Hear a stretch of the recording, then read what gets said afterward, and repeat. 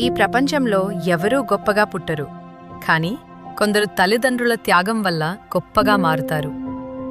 రమేష్ ఒకరోజు కూలి, చేతులంతా చెమట, మనసంతా తన కొడుకు భవిష్యత్తుపై ఆశ.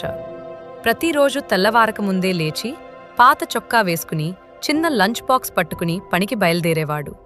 ఇంట్లో ఉన్నది 10 ఏళ్ల అర్జున్. చదువు అంటే ప్రాణం. ఒకరోజు గురువు కావాలని కల.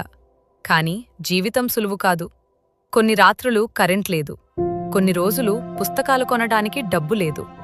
ఆ ఇంటికి మౌనబలం అమ్మ సీత.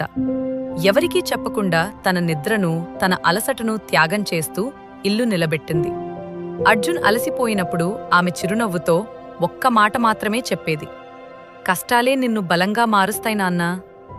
ఒక రాత్రి చిన్న దీపం కింద చదువుకుంటూ అర్జున్ కళ్ళలో నీళ్లు తిరిగాయి.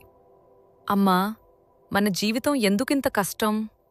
అప్పుడే పనినుంచి వచ్చిన నాన్న అలసిపోయిన చిరునవ్వుతో కొడుకు పక్కన కూర్చున్నాడు.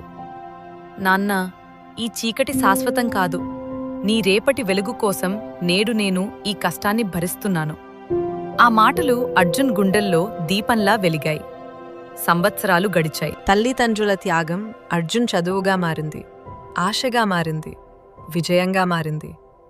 ఒకరోజు వేదికపై నిలబడి గురువుగా అవార్డు తీసుకుంటూ అర్జున్ ఇలా అన్నాడు: నా విజయం నా నాన్న చెమటతో, నా అమ్మ సహనంతో నిర్మితమైంది.